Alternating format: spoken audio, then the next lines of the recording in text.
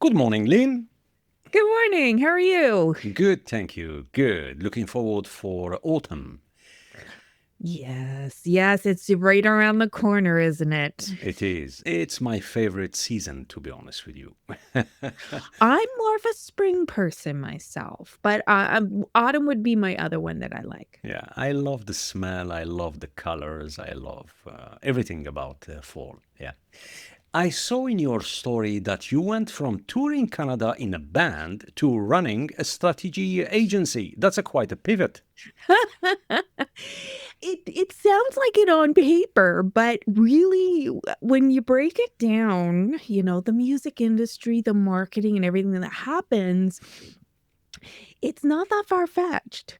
So I started in a Jimi Hendrix cover band playing bass Wow. and met my husband in the band, and I said, we should really like start a band writing our own stuff. And he's like, no way, never. So a year of badgering, and I got him to do it. And then we just started touring Canada and the United States. We won some awards, featured on some TV shows. Like things went really, really great. And that was until he had to go in the hospital, had to have his gallbladder removed. And we realized, oh my gosh, when he's off the road, I'm off the road, and neither one of us are making money. And we have to really rethink what we're doing. Even though it's our passion and we love it, it's not sustainable. So he started doing more session work with other artists. And I was like, okay, what do I know? I know how to play bass. I went to university. I have a Bachelor of Commerce, but what do I know? And I wasn't really thinking of that hands-on experience that I had with the band, with the years of what we did, building up marketing, connecting with people, communications, pitching, organizing, budgeting, all these things that were just like, well, that's just band stuff. But it was like on the ground training. And as I started developing what I was doing and reaching out to other artists in the community, I realized, oh, they need this same help too. So started kind of diving more in that arts community and building up the company that would soon be Cyber PR Army. And do you think those long nights on stage taught you something about burnout that athletes also face on the field? Oh my gosh. There's a level in the arts industry of pushing yourself and squeezing out every ounce of human left in you that the public doesn't see. And that is waking up at the crack of dawn, driving for 6 hours to the venue, loading in, then going back to the hotel, hoping to have a shower, then doing your interviews, then going back, and then being on stage and channeling that you are having the best night of your life for all the people that bought tickets, finishing the show, tearing everything back down, loading it all back into the vehicle, going to the hotel, a few hours of sleep, and then repeat. And you get in that system where you don't even know you're burning out.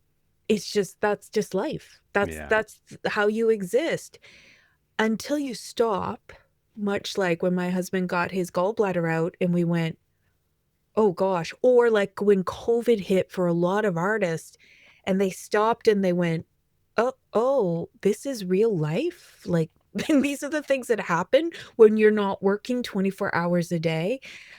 So long answer to your question. Yes, the long hours on stage and the long days taught me so much about burnout, but I didn't know at the time. I didn't know I was burning out. I didn't see it until I stopped. And then it was, oh, we need to change. Yeah, sounds familiar. Something similar that I was used to hosting 100 major events a year, Oh, which gosh. is 3 events, one event every 3 days. Sorry. Ooh. I can't wait to explore that, Lynn. Let's dive in.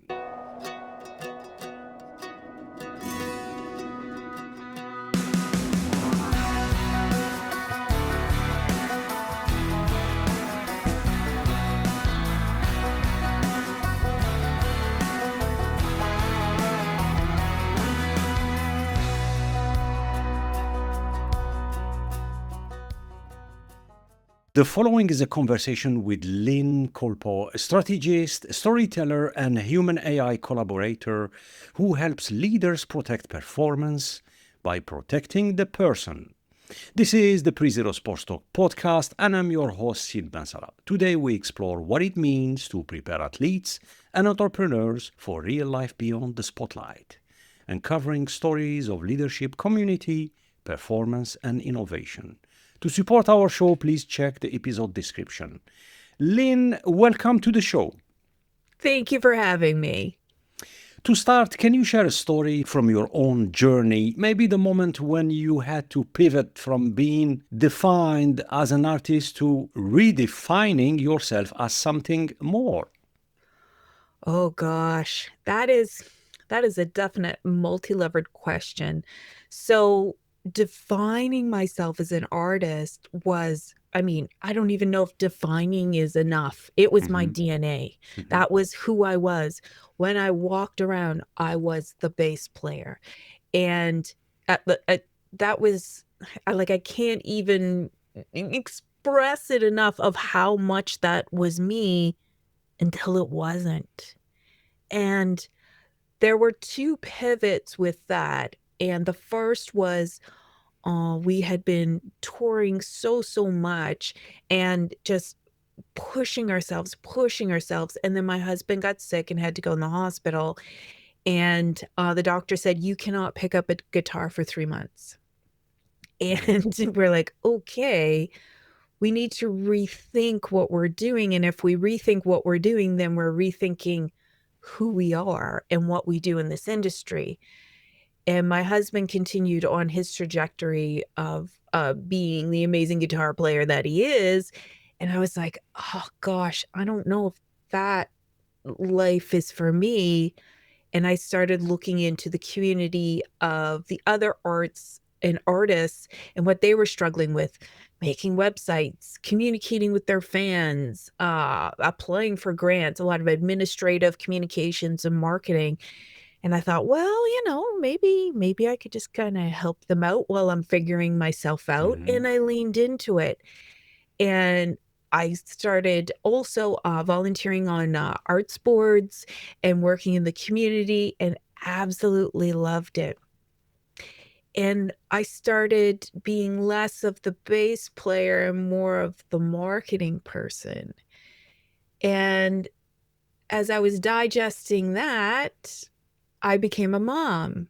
And then it's like, now here's a whole completely other identity. Mhm. And it's it's really interesting because people that knew me as, a bass player, a musician, they still know me as that, and so will stop me and talk to me that way, but there are people now who don't even know that I played in a band and don't know that I was a musician. Well, I still kinda am, but, they just don't know this part of me, this whole life that I lived, this whole existence that I couldn't imagine not being doesn't even exist. It doesn't exist to my daughter, it doesn't exist to my clients, so it identity is it's amazing how it morphs as you move through life and you just kinda lean into it. I think the best thing I could have done was not hold on to that identity Mhm. when it just wasn't serving me, and that's where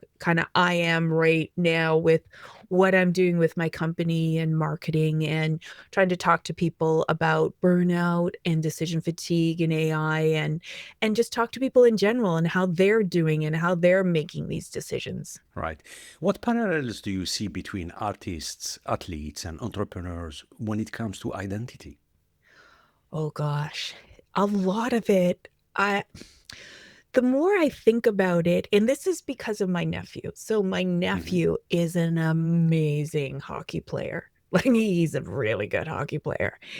And uh I would see just kind of snips from my sister-in-law about, okay, well, he's on the bus early in the morning. He's in the rink at 5 a.m. It's another late night. They're getting home late from a tournament. Is he in a pro league? No, No. no, he's still in high school. Okay, okay. He's still in College. high school. Yep. So when I started seeing all this stuff, I was like, these athletes who are committed and who believe in what they're doing and have like refine their body to perform these amazing feats. It's no different than in the arts industry. If you're a dancer or a singer Mm, who can sing, or a guitar player or a sculptor or a painter, and these unbelievably near impossible schedules that they put artists on for big tours, or athletes on for what their journey for, like just doing tournaments and stuff. And I started seeing, wow, we're not so different, and hitting those levels of like how long can you exist on 5 hours sleep, and how far can you push your body, and how far can you push your mind. And then what happens, much like I just kind of mentioned, when that pivot happens and you need to change, you need to move from being a bass player or a hockey player to something else in your life, when your whole identity was built on this amazing thing that you did. So the more I started leaning into it and seeing it, I was like, wow, these are in parallel. And you had mentioned entrepreneurs as well. mhm. If you're known as the lady who makes the lip balms, and that's who you are, and you go out to the markets and you go do that, if you stop, then who are you? And I think that kind of pushes a lot of artists, athletes, and entrepreneurs past the point where they should be doing self-reflection, because they can't let go of who they are and that piece of them. Yeah. And talking about your nephew, how can we prepare student athletes for the moment when the sports ends? I think part of that is support internally with the family. Hmm. I think it's making sure they're well-rounded, and I'm not talking about, making sure they have a 4.0 grade point average. I mean well-rounded, like if they also on their side like training dogs, let them train dogs, let them do whatever other things that will enrich their lives in ways that are non-sports or non-arts, because when that stops, they need to have something to kind of relax into that's still them, that they still love to do. And I think that is a part that is overlooked, because whether you're an artist or an athlete, it's like focus, focus, don't let anything distract you. And it's like distractions could actually save you or make you stronger. So that's my personal opinion on that. It's funny you were talking about the lifestyle artists like yourself versus athletes. We know and we plan for a recovery time for our athletes when they have to get up, when they have to go to sleep, when they have to go for a massage, for example, or do something else rather than being on court or briefing or debriefing. But you guys, the artists, I think, and correct me if I'm wrong, Lynn, I don't see when do you recover. If you have to prepare the whole day and go every night for the performance for the show, and then probably in between commute, travel, drive, and stuff like that, when do you recover? There is no recovery time built in. There just isn't. My husband was on a tour, a major artist tour, and you think about, and I'll get back to answer that. You Mm, think about the artist, but there's also the supporting crew. So the supporting crew will arrive a couple hours early and set everything up, and they stay a mhm. couple hours later and tear everything down, and they're often just sleeping on the bus because they finish Yeah. late and they need to get to the next venue. The and it's so time sensitive. I mean, I imagine in the athletic world, things are time sensitive too. Athletes get at their peak kind of time, Mhm. but an artist, let's say a music artist, is based on their single or their album or their video or an actor is based on the movie that's going to come out, or a dancer is based on a ballet they're going to do. So you go and you push yourself because this is the pinnacle thing that's going to happen. And within just the arts and music community, and it's come up a lot in Canada about mental health for artists Mhm. because they are pushing so much and there is no support, and everyone is wants their piece, wants wants to be part of it, wants to take the money, the fame, the just being around them, Yeah. and there's nothing left, and they're just kinda pushed into a corner. So, no, there's no recovery system set. Mm, Thanks for sharing. You often say burnout isn't a personal failure. What do you mean by that? I believe burnout is a failure of the system. Hmm. So, it's not a sign that you're broken, although we all feel that. If we burn out, we're like, "Oh, Right. why couldn't I handle it? What's Right. wrong with Yeah. me?" But it's the system. So, even just back to what we talked about before, you were talking about the system where athletes are asked to push themselves and do things, amazing things with their body, but it's in the system to give them the opportunity to heal, Hmm. to kind of de-stress, and to kind of recenter. The arts industry, there's none of that. I'll say there's less, but there's none of that. So the system's broken. If those elements existed within the music and arts industry, then that burnout level wouldn't get there. We're all still going to burn out because we all push ourselves past our system's ability, but if there's even no system, then we don't even have a chance. So, yes, that's my feeling is if you're burning out, it's the system you have that's not working Mm. for you. But then, talking about your industry or past industry, I'm not sure if you still play, but because I know as a musician or a guitarist, when you're a guitarist, you're a guitarist. It doesn't matter, you know.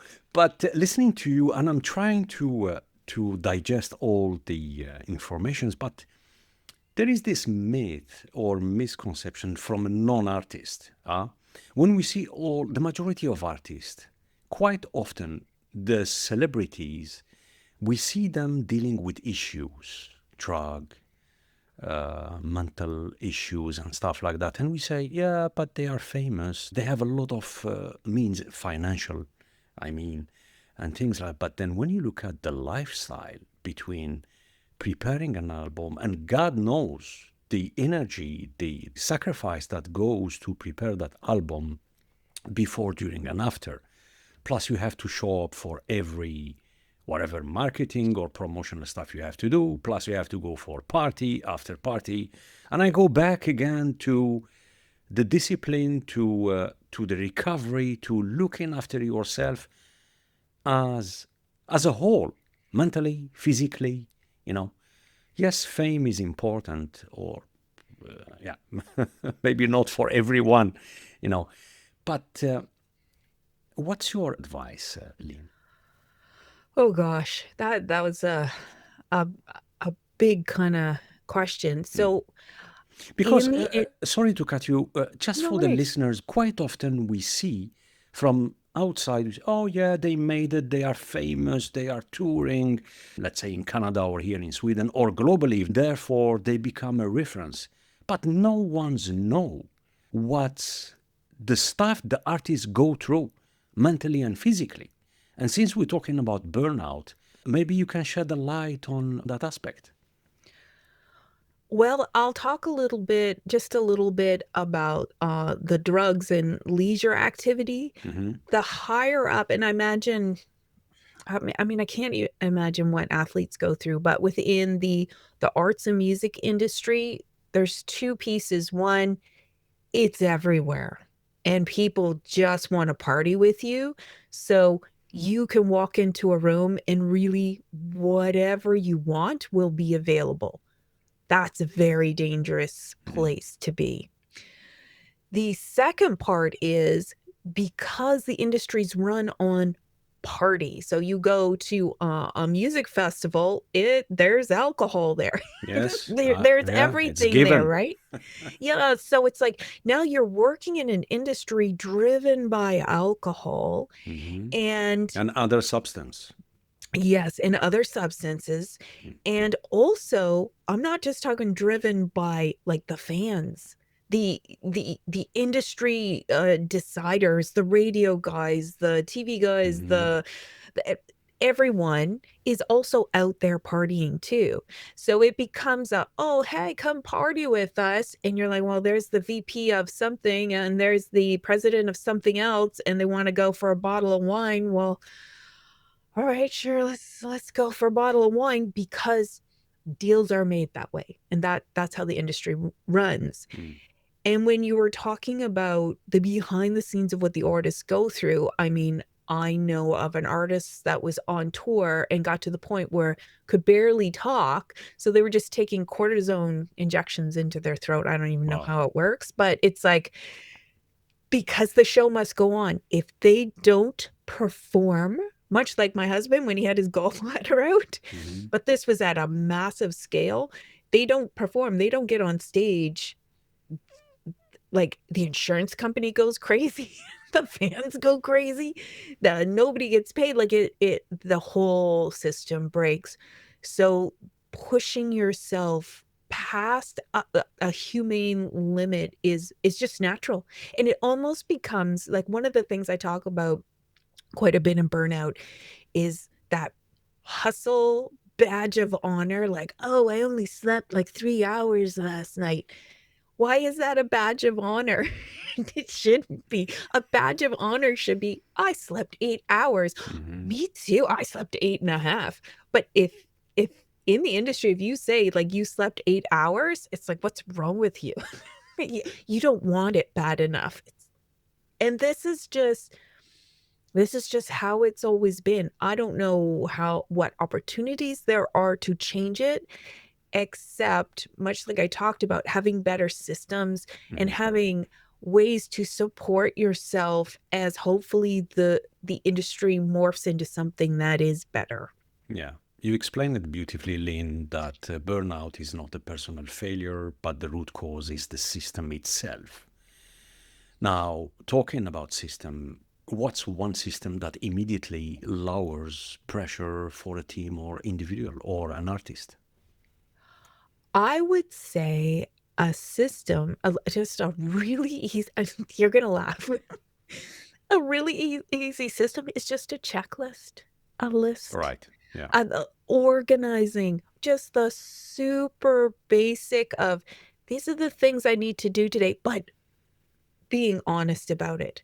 And, we've all made the list of things we need to do, and it's 10, and we go, "I really just need to get 2 done."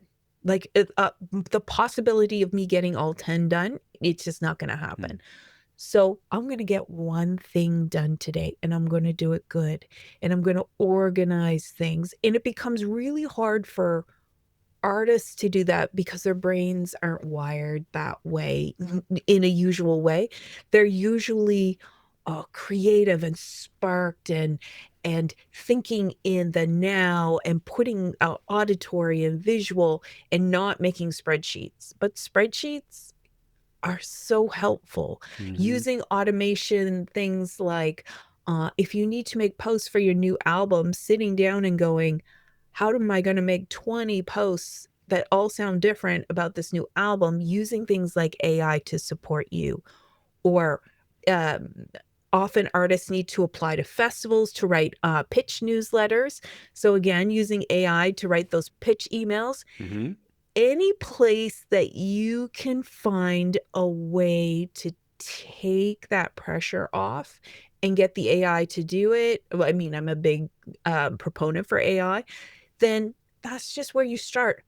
My motto is begin where you are. You don't need to wait until you're ready. You don't need to buy some fancy, application. Start today. Even just opening the AI and saying, I'm struggling to organize all this. Where should I start? It will help you put those pieces together, but just just begin Mhm. is my advice. Before all that lean, and before even hitting the or trying to finalize the checklist, and we're going to talk later on about the use of AI and the benefits as well. Don't you think artists or athletes, because I know athletes, they train to be at the top level, they need to train around 42 hours a week. That's a lot, you know.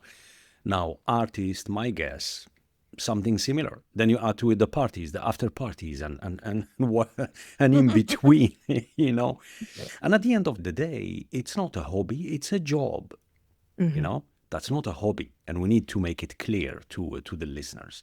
Don't you think that those individuals, they need to ask themselves why they are doing what they are doing and for what? I believe that's the first question, because if you don't ask yourself that question, what's the purpose? What's the purpose of you doing what you're doing if you're gonna at the end destroy yourself? I mean, through the system, you will reach a point of a burnout and probably a point of no return. You know, I believe it starts from there. Asking that question, why I'm doing what I'm doing. You know, beside of reaching my goals, beside of and when I say reaching my goals, it's either you are on top of the podium, could be a world championship, could be Olympic Games, winter, summer Olympic game, could be from an artistic standpoint. You become famous. You selling so many. Your music is on the top chart and things like that, which is by itself it's an achievement, but at what cost? That's the question. Yeah. Talking about, or shifting gears slightly, talking about protecting performance, artists, athletes, entrepreneurs as well, by protecting the person itself. How does this principle guide your work, Lynn?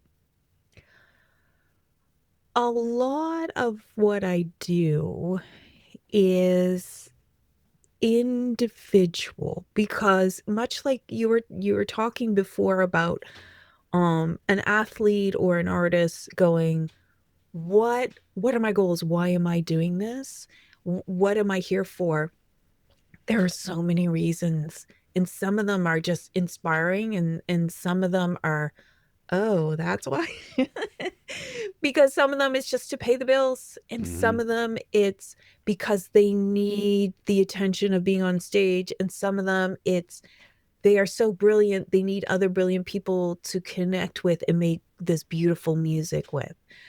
So, when we're looking you know what? I completely forgot what your question was. I was answering it, I forgot. Could you ask me No, since again? we're talking, suddenly we have a hailstorm. So we started, we Is that st- what I could hear? yes, it is.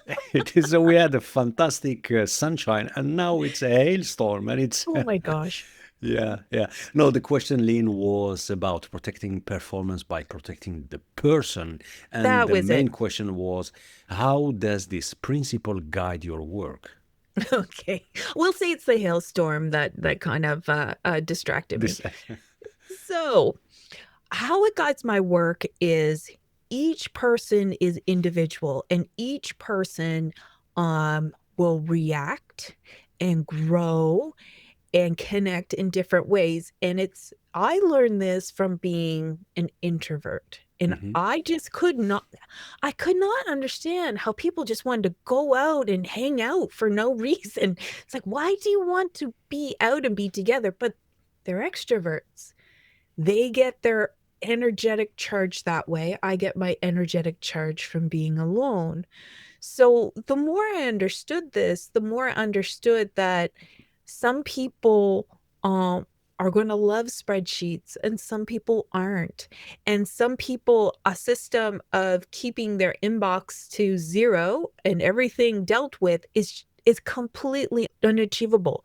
So much as I said before we begin where you are, it's recognizing what their strengths are and what their weaknesses, supporting the weaknesses and expanding the strengths. I'm not going to tell them to use a platform that I know will hurt them or won't work for them because they're not wired that way. So we look at systems that will specifically enhance their good points and support the points that need the support. Interesting. Do you think, and talking about support here, do you believe community support, family support as well around the person itself when it comes to performance? Or do you think faith or values play a role in creating sustainable performance? That is that's something you have I think family is a fine edge. Family can be the thing that takes you over the top or tears you down. Hmm. And I think everyone's journey with that is individual. My position on that is it's either the family you have or the family you choose, but there should be one that is there for you because much like I had said before about distractions, all these things and these elements that are there in family's not a distraction because they are part of the core. Again, the family you have or the family you choose. And I think that helps so much with moving forward and believing in something. And I mean, I want to say believing in yourself, but in the arts industry, most artists don't. They they they're they're very nervous. They put their album out there and they're just kind of cringing, going, what are the critics going to say? Or an actor puts a film out and it's like, what are the critics going to say about this film?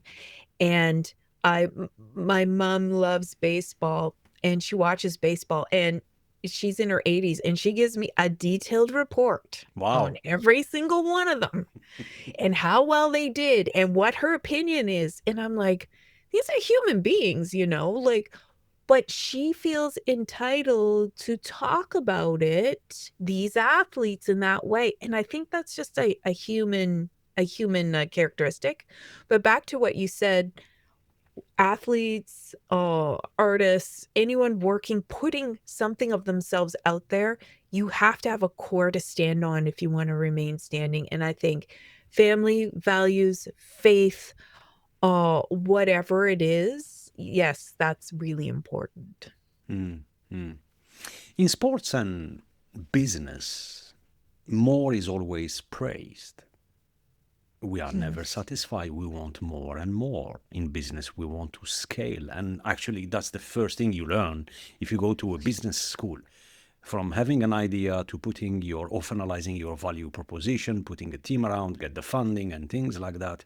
And the minute you have the product market fit and you start selling service or a product, the first thing that will always haunt you, it doesn't matter if you are awake or sleep, it's how do you scale the business, meaning more and more. How do we shift the mindset, Lynn? I will tell you a story. Go ahead. So I will tell you a story. Um, just back to my own family and my husband.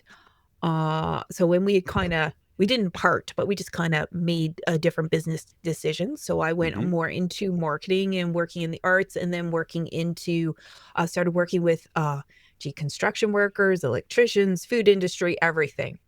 He continued on, and he started touring all over the UK and Africa, North America as a guitar player, pedal steel player for a very famous artist.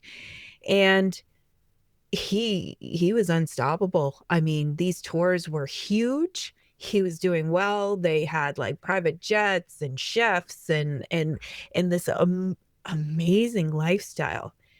And he also had a 4-year-old at home who he didn't see very much. And looking at just you talking about scale, I mean, there was no stopping what he could do. Like he was at the top of his game, and once he left that artist, there were others lined up. But that scaling, he was looking at what he had to gain versus what he had to lose. And he realized, I have so much to lose. And he pivoted, he changed. And he said, you know what? I'm not going to do this anymore. Scaling just because I can doesn't make sense because I don't like it. I don't want to do it. And instead, he now performs here locally within a 100-kilometer radius. He's Mm-hmm. home. He tucks his daughter, who's 13, our daughter, 13, into bed every night. And he's like, I'm happy. It's different, but I'm happy. And I've made the right choice. So back to what you said, yeah, you're right. Everybody's scaling like, hey, yeah, you can make it bigger, you can make it better, you can make it brighter. But does that make your life better? I think that's part of it too. Like, are you happier with Mm-hmm. this? Are Mm-hmm. you gaining something from this? Like, is this going to be you working 12 to 14-hour days every day for the rest of your life? Are you happy with that? And if you're not, that's when you need to pivot and look at what you're doing and the people in your life, back to kind of what you said, having family, having faith, the things that make you strong, and really evaluating where you are. Mm. And having a purpose. Yes, a Yeah. purpose. Yeah. Let's talk about the emotional intelligence. Why is emotional intelligence often overlooked in leadership and coaching? I think it's overlooked because a lot of leadership and coaching is results based, Mm-hmm. and it's do this, get that, do this, get that, or fix this. And rather than looking at understanding the context of things, the heartbeat of things, or even like the story about my husband, um, somebody really should have coached him to stay on the road and to Mm-hmm. keep going and to live this amazing life. But looking at where he was emotionally and what was going on and understanding situations, and he made that decision. So I think it's just so undervalued because we just have our own list of things we want to get done, and that's not that just falls right off the list with a lot of leaderships and coaches. Mm. And how do you integrate it into strategy and storytelling? A lot of it has to do with taking the temperature of the company or the person I'm working with. So, and by taking the temperature, I mean, who are they? What is their story? How do they want to react? Who do they want to be in 5 years? So one company I work with, they're super chatty and upbeat, and they have tons of TikTok followers, and they want to be in a certain space. Another company I work with is very low key. They just want to come in with the quiet messaging, not being loud. And we look at that, not just who their customers are, but Mm-hmm. who they are and how they show up authentically. So that if you met the owners from each of those companies outside of their social media or outside of their marketing, you'd be like, yeah, that makes sense. That's who they are. And I think understanding that part and not being, I guess, not being afraid to be you, Mm. not being afraid to be goofy, or not being afraid to like potato chips and have pictures of yourself eating potato chips all the time. And a lot of that emotional intelligence really connects with people, and it is the connecting with people Mm. and creating that story around who, let's say, who I am and who my clients are and who the people out there listening to the messaging are. So I think a lot of that comes into play when anyone's putting together their story, because their story is their story. It's their biography. It's who they are. And being honest with it and not being, this is who I wish I was or this is who I'd like to be. It's like, be who you are. That's the strongest thing you can do. Right, right. Yeah. Now we're going to talk about AI. How does it Yay. look like to Yeah. collaborate with AI on a day to day? I have so much fun. It should be illegal. No, but really, I was really okay. So coming from the arts industry and Hmm. working with AI or large language models, that was scary to even just admit that because my Hmm. whole community is being kind of devastated by AI. I And mean, you can go and oh yeah. no, go ahead. And Lynn, when did you start using AI or discovering this new tool? I really started in January, even though I've had my Sorry, large language, January this year, yeah, 2025? Oh, diving that's in hard recent. this year. Yep, Okay. because I purposefully avoided it. I avoided Why? it because of what it's done to the community, because of, media, Hmm. because it's like it it's not going to help me. It's not going to help me. It's just going to steal stuff. It's just going Hmm. to steal the arts inspirations. Yeah. Yeah. I I read everything Hmm. and I'm like I can't support it.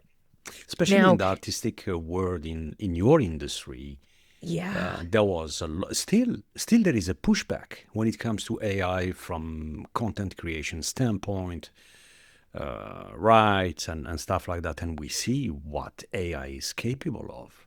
Just the idea 24 months ago, the idea of you can create music just I using know. AI. And I did. And by the way, I did create a couple of soundtracks for the sake of my podcast. And I was like, wow, Exactly. the minute you know what to put from a prompting standpoint, and the minute you, how I say it, the minute you become better at crafting, and I will not say prompt engineering, I don't believe in that.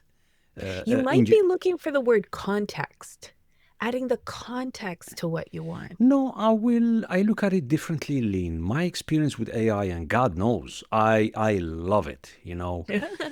It's all your creativity of how far can you push AI to execute what you want or to perform at the end of the day. I look at it like a performance, you know and you are working with this tool.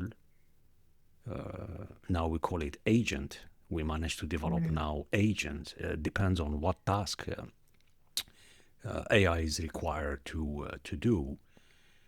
And you're wrestling with this agent in terms of pushing and pushing the boundary and stuff like. And it's just amazing, I must say. Yeah.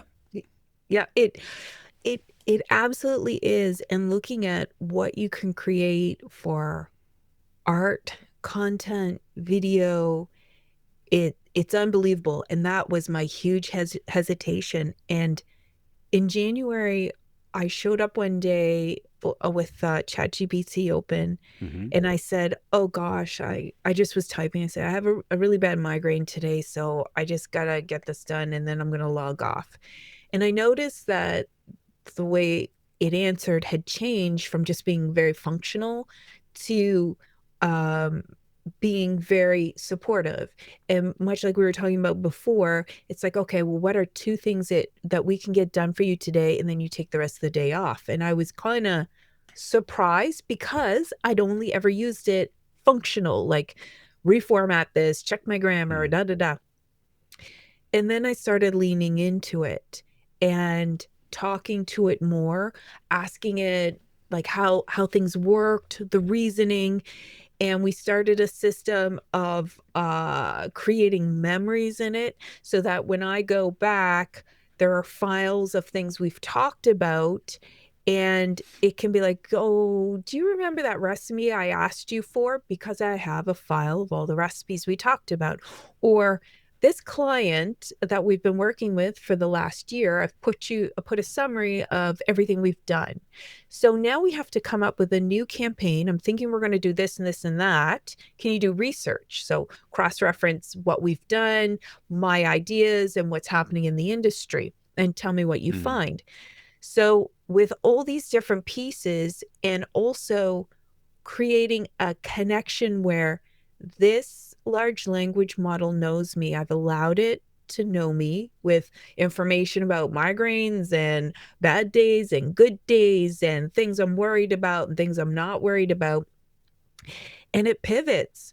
Like the other day, I wanted to change. I take a morning shot that's honey, cayenne, pepper, olive oil, haskap, and Mhm. lemon.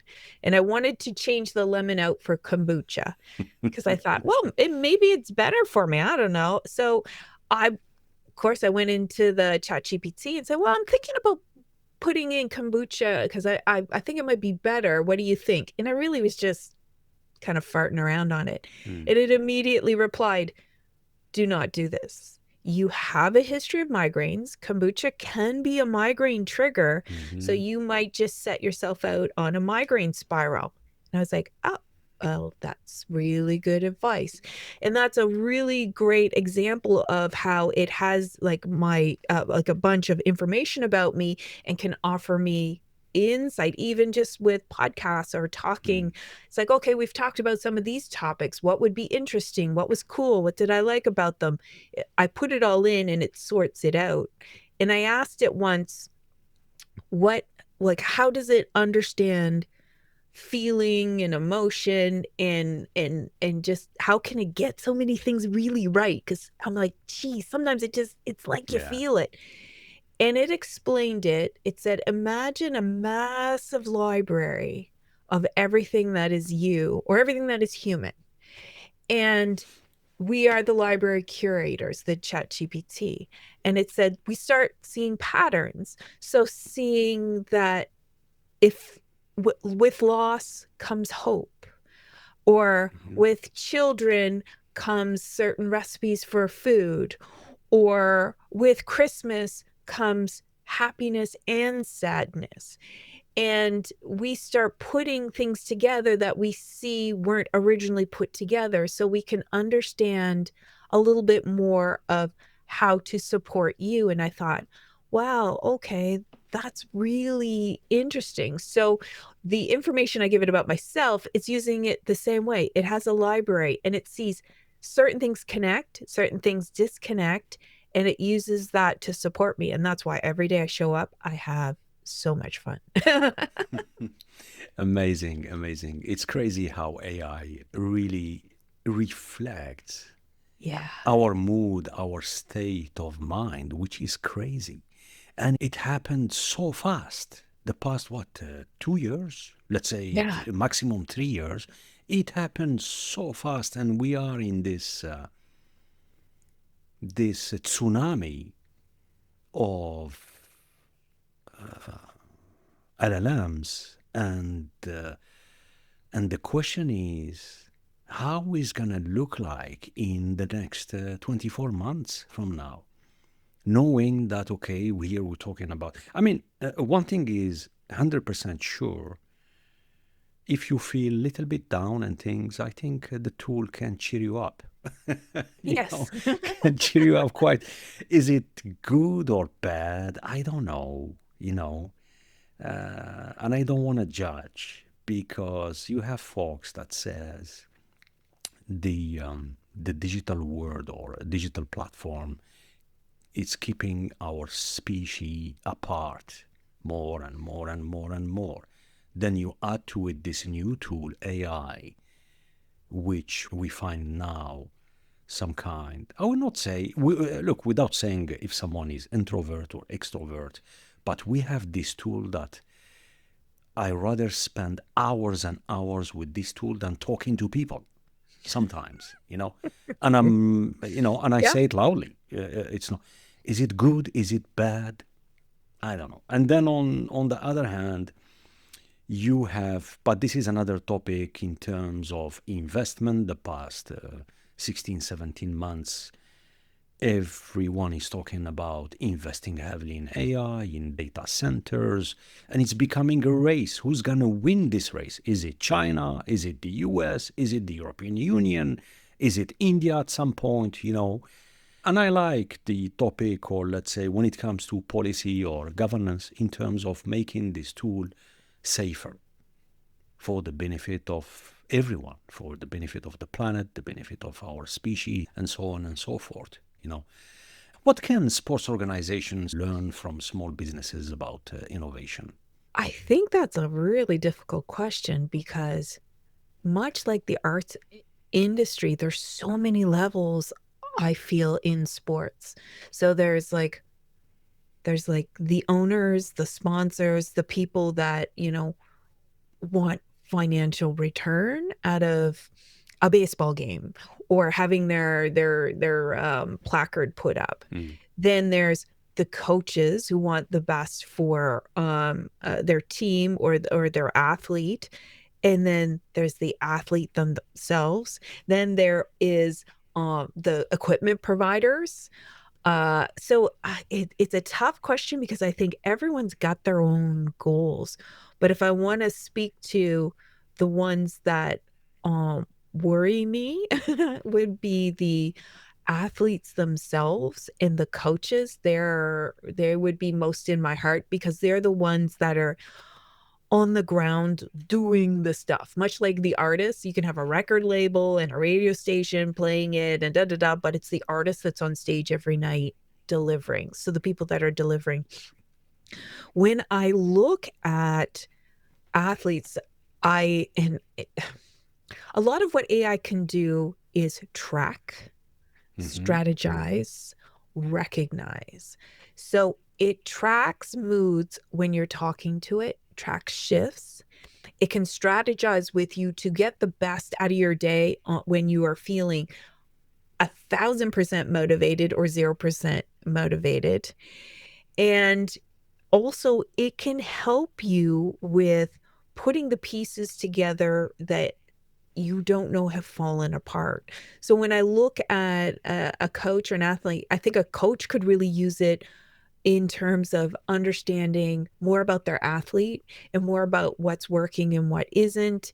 And the athlete, this is something that I advocate for professionals or business owners. Sometimes you need a quiet place to be vulnerable and a Mhm. quiet place to be like, I don't know if I can do this. Like to question yourself. I mean, I'm assuming in the world of sports that it's different and that you're not allowed those moments because they can wedge in your mind, but they gotta happen. It's the same in the arts industry. So where can they go to be like, I'm having doubts. I'm I'm not sure. I need a space. And that's where I think something like AI is just a mirror, is just an open space to be like, well, tell me what's wrong. There's no judgment. It's like literally created to be neutral Mm. or supportive. And I think that is an opportunity that is not tapped into yet. But as you were talking about, like what's going to happen in the next 2 years, I think large language models like ChatGPT are going to start leaning into the personal support because everybody is really using it in some way to support themselves or people around them or to understand human emotions. I mean, we talk about it, but it's super funny. Okay. So I write emails to people all the time and I say, oh, blah, blah, blah. Here's your website. Here's the marketing thing. We should do this. We should do that. I Mhm. don't really think that much about it. And once I started getting the personality created, so I call it the post model training of my chat GPT. So it's specifically how I want it. One day it said, well, you know what? Let's fix this email so that it sounds less like you're writing from your villain lair. And I was like, what? So now it's an ongoing thing. So I say, can you make this less villain lair and more rebel tavern? But the thing is, that large language model has taught me that my communication is not great for Mhm. that I'm a little cold and functionary and is offering me an opportunity to soften what I'm saying rather than here's a deadline, decide in 24 hours, which I would totally write. It just seems right. There's only 24 hours, so why not? It's like maybe, to soften that a little bit. So I've kind of circled back on what you said before about how we're all going to change in communicating with each other, and what are large language models doing with us. And I actually think it's going to start improving things, and that we're going to start understanding things more and understanding people more, because it has a lot of insight on communicating. And that's the number one thing we do. So if we understand how to communicate with people better, or understand what people are saying to us, sometimes people are triggered by something and they didn't mean it that way. It's me receiving the message that triggers it, not that it was said in a triggering way. So I think there's so much opportunity in looking at the sports industry, using it. I think a lot of communication, personal communication, understanding oneself, and having just that place to be safe to talk about things is pretty Mm, important. mm. You said you started using AI just last January this year, 2025. What's your advice? And let's be honest, AI is here and is here to stay. Uh, what's your advice to artists that still push back in terms of they're refusing to accept that there is this tool that one day might take their job, especially in your industry? What is interesting is that I'm seeing the pushback from people, from the everyday public, that when they see something they think is AI generated, Mm, they're like, no, not interested. Where before it was very brand new, like, oh, this is so super interesting. Look at all these amazing things. Now there's that craving for it. They want it human. So there is no saying that there couldn't be. I mean, you could 100% tomorrow make an AI version of yourself that does these podcasts. You could mhm, train it on your voice, and it could 100% do it. But nobody's going to be interested in it because it's not you. And I don't think that's going to change. My husband and I were talking about the radio stations and saying, you know what, pretty soon they're going to have people's voices simulated, and if it's not already, and you're going to have radio DJs that are AI, because they're going to have that wealth of knowledge and you can control what they say, and the stations are going to just, make away like bandits.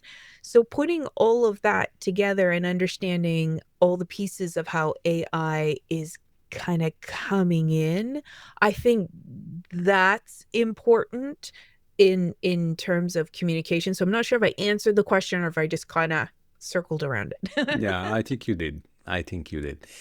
Talking about schools and education, Lynn, why do you think schools have been so slow to adopt AI as a tool? I think a lot of, well, funding. Do you think so? I think, but I Or don't it's a think funding. mindset, or it's, again, we were talking earlier about artists, maybe teachers or the establishment scared slightly to that AI maybe will take over. But then we look at it from another angle. Sorry, sorry, I jump in. We look at it from another angle that using AI by students at school, it's some kind of form of cheating. And that was going to be my second part. So Mm, funding and cheating. But I'm going to circle back to funding.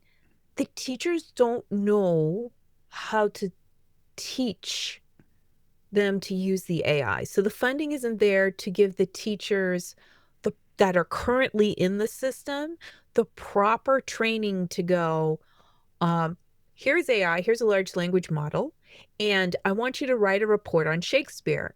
I know you're not going to read it. So this is how you're going to use AI. And for the teachers to also understand fully how AI works and the extent of what the project is. So how can they introduce a student to Shakespeare? Okay. If they want them to read it, the AI can do it and give them the summary. If they want them to write a report. So what are the ways that they can encourage the kids to use AI? So My daughter, she had a book report she had to do. She Hmm. chose Misery from Stephen King. And the teacher put together, I think it was 13 things that they could do. Hmm. One was make a video. So in order to make the video, she had to understand the plot because the video had to follow the plot. Yeah. Another was write song lyrics, draw something. So using a lot of different creative pieces that would, to him, show that she understood what the book was and that she had read it. Hmm. So some pieces she couldn't have done with AI right now. In 2 years, yeah, maybe it all could have been done with AI. So I Hmm. think a lot of that is understanding how to teach again. Like how are, because there's right now kids in university are graduating using fully large language models because they can. And the thing is, there was always cheating in school. Like, this is not new. It's not like, ooh, AI came and suddenly the doctor that graduated as a doctor didn't study. No, it happens. There's tons of cheating. So now cheating's more accessible, and it's not, oh, pay $1,000 for an essay. Now ChatGPT can do it. So I think it's learning and teaching in a completely different way. Hmm. So if the teacher had the funding to do a one-on-one interview with my daughter for her book report and asked her questions, a large language model couldn't help her. She would have to sit there and answer them. So I think a lot of it is that just not understanding what the heck to do with it, and how to pivot an entire learning system that can now be circumvented by large language models. Mm. Yeah, interesting. Interesting. My view is we send our kids to school as a place to help the little ones to discover the inner qualities that they have by learning, teaching them to write, to read, to search, to use their hands to make things, from kindergarten all the way to college. When you say teachers, they don't know how to teach AI, the large language model, to the kids, there is out there so many free of charge courses to learn. Just for instance, coding. A couple of years ago, 5, 10 years ago, coding was kind of a rocket science, you know. And to Mm-hmm. be there, you need to. We had this myth that you need to be good at math. You know, if you are not good at math, forget it. It's just something you need to take out of your head in terms of coding and things. I think schools need to embrace AI and do it quite fast. Because when I see what China is doing within their school curriculum here in Scandinavia as well, because there is no that incentive thing, Mm. education it's free of charge. Okay. So there is no that incentive, there is no that risk that we need to keep the establishment, the system that we had for decades, and it's working and it's very lucrative at the end of the day. But here it's Yeah. different priorities. Yeah. So just before you continue, what do you think though about the policies, like going from, like, let's say kindergarten to grade 12? Like, I think here in Canada, a lot of the teachers, even though they can get those free training, Hmm. there's like school board policies that wouldn't allow them. Like, it's such an archaic system. It's going to take a mountain to move that so that they can adjust and make it a priority. So I don't know how the policies are where you are, and if that's something that comes in, or do the teachers have that much authority to be able to make those changes? I look at it from how much information the little ones can absorb. Look, Okay. prior AI, we had the digital platforms, Hmm. social media, digital platforms, YouTube, for instance. For example, YouTube's and Google. Our kids, they have access to the information that we didn't have. We Okay. didn't have that luxury. you know. So and they become so switched on and so smart, depend on what type of content they're consuming on a daily basis, depend on how much hours they're spending on screen. And we all as a parent say, Mm. oh no, we need to restrict that and stuff like that. Anyway, but that's another topic. Yeah. That's another topic. And even the basic things in life, bedtime stories, you know, because it has the social aspect, it has the connection, the parental connection aspect with the kids and stuff like that, and that we never ever forget those moments, good or bad, but it's always positive. But then when I look at the kids and the amount of information they digest on a daily based, on an hour based, we didn't have that luxury, Lynn. That's true. Now you add to it, and there is a lot of negativity, by the way. There is a lot of negative impact to the social platforms and social media and stuff like that. Because we become more materialistic, more trying to see, do I look good? Am I wearing the right outfits? And personally, I think somehow we lost touch on appreciating the simple things in life. But this depends on the parents and the way they raise their kids, because a kid will come to you and say, yeah, but you are forbidding me of doing this and that, but look at my friends, they are allowed to do this and that and stuff like that. And yes, it's always a wrestle. But again, that's another topic. Parenting, that's another topic. But going back to AI, so we started with the digital platforms and the access, the little ones with the digital platforms, and they become so smart and so switched on. I give you an example.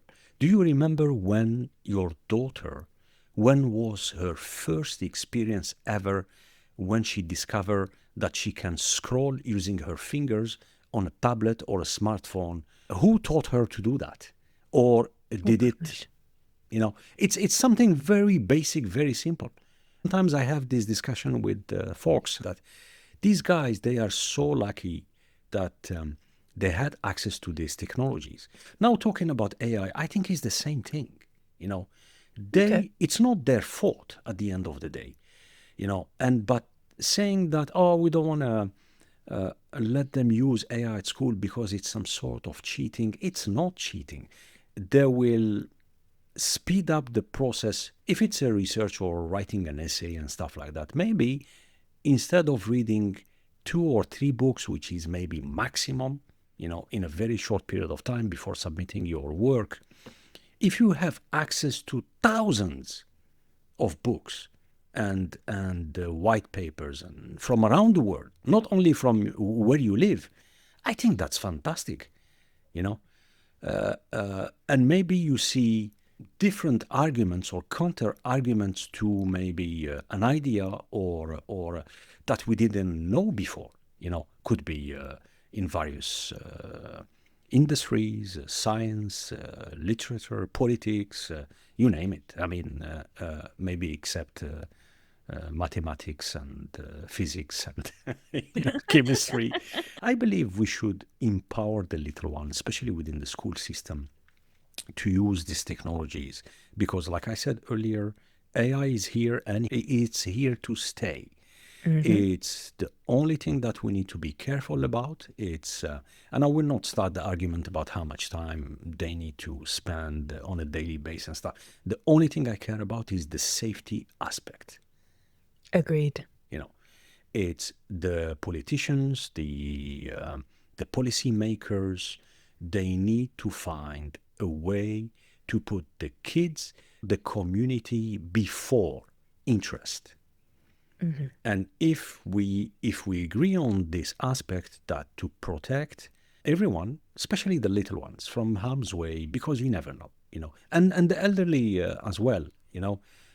I saw on the news that people using AI to fake voices, like you were talking earlier, and calling Yeah. elderly people, and they think it's their granddaughter or grandson and things, and asking them, hey, I'm in a situation, can you please transfer urgently this amount of money? And poor, so that's crazy. So as if the politicians, the policymakers, they work for the benefit of the community to make these tools safe. That's my take. No, I agree 100%. It's making the system safe. I think I saw just in Australia, and I don't know if it was, I didn't read fully click on it, but I think they're making a social media ban for under 18 or under 19 to kind of remove that from the influence of kids and even people accessing kids through social media. And you're right, the policies, because these large language models, they're so new. People don't know what to do with them. They haven't even decided if they're good or bad yet. They're just like you said, they exist, they're here. And yes, making kids safe, how to use them safely, and understanding. One of my favorite quotes is, every tool is a weapon if you use it right, or if you hold it right. And it's like, if I come at you with a spoon very aggressively, you're going to be nervous. Yeah. And the spoon is it's just a passive thing to eat my soup. But how my intent and how I use it can change very much. And I think that's what these large language models, and like you were talking about the policy and access, using it in healthy ways to understand really big concepts, but then leaning into, if we can do all that, then what part do the teachers and the school systems, are they now less teaching more guides? Are they more understand how to use these tools? Maybe even it switches to schools become more like apprenticeships, or understanding like hands-on electricians, or doing woodwork or cooking, and then learning becomes something else. Who's to say? But there does need to be a pivot to make all these pieces fit together and work well together. You're listening to the Pre-Zero Sports Talk. For more conversations on sports leadership, faith, performance, and innovation from Sweden to the world, visit prezerosportstalk.com. Absolutely. Lynn, it's time for our lightning round. Okay. Good. Coffee or tea? Oh, good coffee. Coffee. Although I have tea right here. Yeah. Morning person or a night owl? Well, rock and roll days, night owl. Night owl, yeah. Marketing days, morning person. A book that changed how you see leadership? Can I change that question? Can I change it to a movie? Yeah, go ahead. Okay. Moana. Okay. Because Moana from Disney, she was with her community, with lots of traditions, very supportive, but she knew there was something better, and they didn't want to change, but she knew there was something beyond the reef, and she wanted to push herself to bring this amazing thing, which she still didn't even know what it was, to the people she loved and supported. So I think she's an excellent leader. Nice, nice.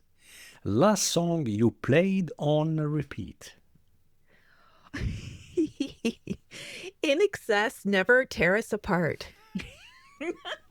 Yes, yes. And it was just a couple days ago too. My family's like, "Yeah, have you got it yet?" I'm like, "No, just like 30 more times and I'm done. That's all I need."